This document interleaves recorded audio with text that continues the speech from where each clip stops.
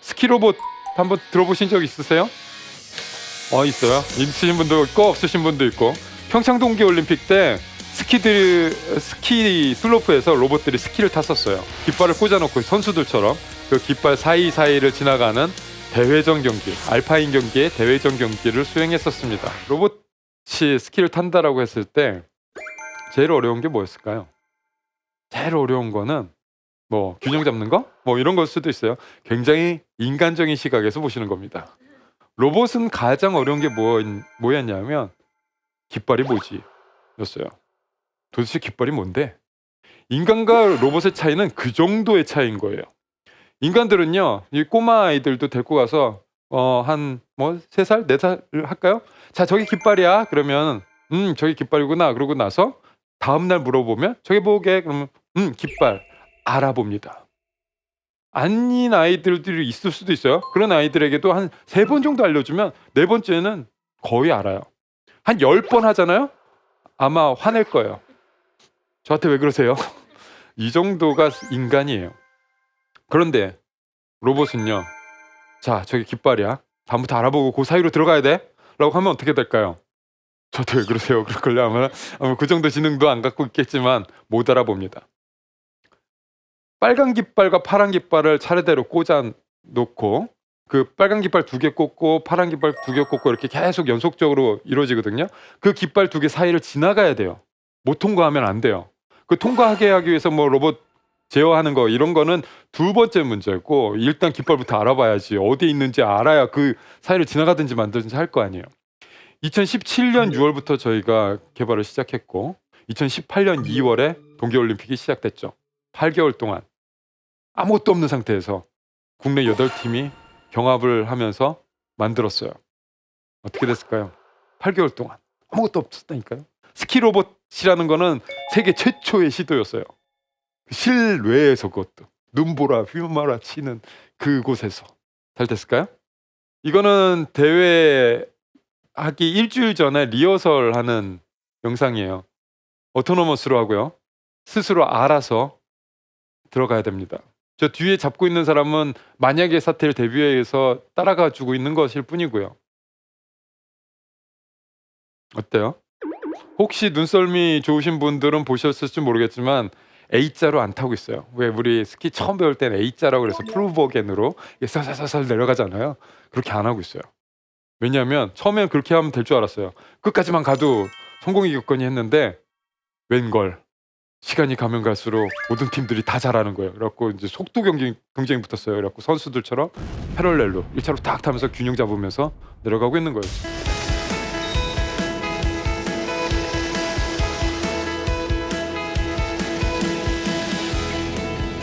그 발전의 핵심은 뭐냐면 연구원들이 서로의 기술들을 공유하고 있다는 거예요.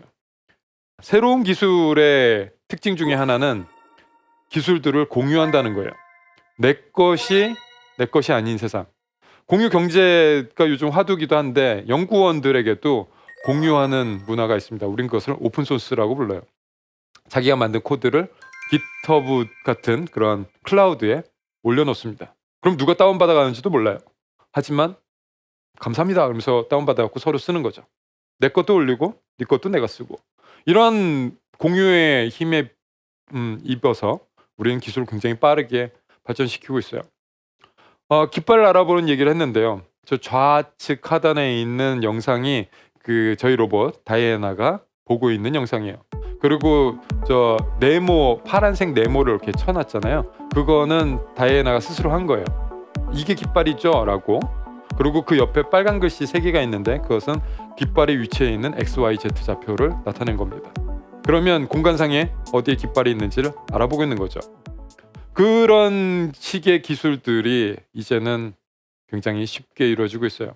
저희는 뭘 썼냐고요? 저 혹시 그거 아세요? 전교 1등 하는 방법, 쉽게 전교 1등 하는 방법? 아니 뭐 여기 대학생들이 많으니까 꽈탑하는 방법이라고 할까요? 내일이 시험날이에요. 어떻게 하죠? 난 공부 하나도 안 했어. 어떻게 하면 꽈탑을 할 수 있을까요? 쉬운 방법이 하나 있어요. 원래 꽈탑 옆에서 시험을 보는 거예요. 똑같이 답안지를 같이 쓰는 겁니다. 그러면 공동 1등을 할 수 있어요. 근데 그런 방법은 비윤리적이고 정의롭지 못해서 우리는 안 하죠. 학교 내에서는 그렇게 하면 안 돼요. 그것은 정의롭지 못해요. 하지만 학교 밖에서 실제 산업 현장에서는 어떨까요? 공유하고 있다니까요. 백기라고 서로가 서로를 독려하고 있어요. 그래서 저희도 다운로드를 받았죠. 뭘 다운로드 받았냐고요? 알파고. 인공지능을 다 공개돼 있잖아요. 그것을 받아서 열심히 학습을 시켰습니다. 그래서 그 나온 결과예요. 알파고는 기보를 학습을 해요. 바둑 기보, 그 바둑 둔 거 있잖아요. 그것을 가지고 그림을 그리는 거예요. 자기 스스로가. 뭐 바둑을 두는 게 아니에요. 알파고는 그냥 좋은 그림을 그리려고 노력한 것뿐이에요. 기보들을 보고 아 이런 그림이 이기는 그림, 아 이런 그림이 이기는 그림, 그런 이기는 그림으로 가려고 노력하는 게 알파고예요. 그 원리를 알고 있는 사람이라면 응용할 수 있어야죠. 저희는 어떤 그림이 좋은 그림이냐라고 했을 때 기문의 그림, 기문의 그림을 찾아라. 저 기문의 그림이 좋은 그림이야. 넌 저걸 찾는 거야. 라고 목표만 달리해서 똑같은 방식으로 학습을 시켰더니 잘 되는 거죠. 이게 로봇 기술입니다. 인공지능 기술이에요. 자, 그러면 아까 처음에 말씀드렸죠. 아이들은 한 3번, 4번 알려주면 안다고. 로봇들은 저 기문을 알아보려면 몇 번 알려주면 될까요? 10번? 자, 10번. 자, 요게 기문이야. 자, 요게 기문이야. 10번 알려줬어요. 11번째 알까요? 못해요. 얼마나 못하냐고요? 거의 99% 못해요. 그럼 100번 알려줄까요? 100번 정도 하면은 뭐 되겠죠. 사람한테 100번 하지 마세요. 그거 고문이에요. 그런데 얘네들은 인공지능 컴퓨터들은 100번 갖고는 어림도 없습니다. 1000번 해볼까요? 안 돼요. 저희는 12,000번 했어요. 그 12,000번을 누가 할까요? 누가 해요? 학교에 저 교수잖아요. 누가 해요? 제가요? 아니죠. 대학원생들이 합니다. 조교들이 해요. 인간들이 한다는 겁니다. 저 한 3번 해봤는데 도저히 못하겠어요. 4번째는 못하겠. 나 못하겠다. 좀 해볼래? 이렇게 되는 거죠. 그러면 그 석박사의 그 고급 인력들이 그것을 만장을 한다고 생각을 해봐요. 구글 뭐 어디 뭐 그림 만장을 막 다 모으는 거예요. 뭐 페이스북 뭐 인스타그램 다 뒤져서 그림 기문 나온 거 다 찾아내는 거예요. 그리고 나서 이렇게 네모를 손으로 쳐주는 거죠. 프로그램으로. 자, 그리고 나서 입력까지 해줘요. 시간이 얼마나 걸릴까요? 이 사람들 고급 인력이에요. 자괴감이 들 거예요. 내가 이거 하려고 대학원에 왔나. 그래서 우리들은 어떤 수를 쓰게 됐냐면 이제 학부생들, 대학생들 공강 시간에 노는 친구들을 꼬십니다. 1시간에 8,000원 줄 테니까 할래? 너 지금 막 놀잖아. 시간 많지? 이제 꼬셔서 2달간 10명을 고용하게 됩니다. 10명을 2달간 고용해서 12,000장의 사진을 만들어내요. 그랬더니 되는 거예요. 자, 여기에서 제가 좀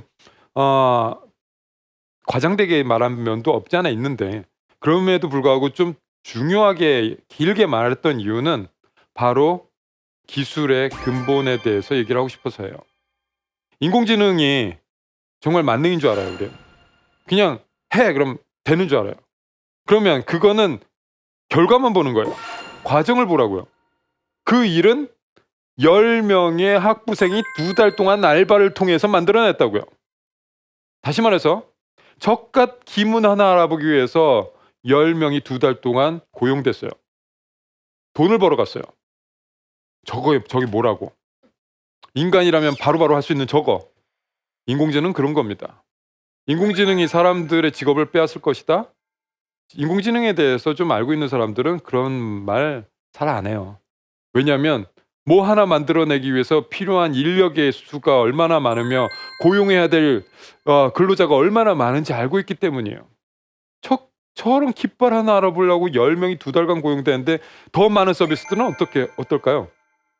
우린 해야 될 게 너무 많습니다. 인간들이 해야 될 게 너무 많아요. 인간들이 로봇을 인공지능을 통해서 뭔가 서비스를 만들려면 그건 다 인간들이 만들어내야 돼요.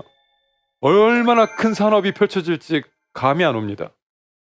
인공지능이 뺏는 직업을 보는 게 아니라 인공지능을 만들기 위해서 우리가 해야 될 일을 봐야 돼요.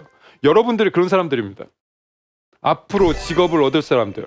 기존에 일을 하던 사람들은 글쎄요. 좀 이런 교육을 받을 시간적 여유도 마음의 여유도 없을 수도 있어요. 그리고 그분들은 계속 자기가 하던 일을 하시면 돼요.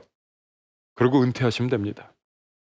하지만 앞으로 새로운 일을 하게 될 사람들은 어떤 일을 할 거냐면 기존의 일을 하지 마시고 새로운 일을 하세요. 거기에는 더 많은 기회가 널려 있습니다. 아무도 1등이 아닌 세상이에요. 아니, 지금까지 벌어지지 않았으니까.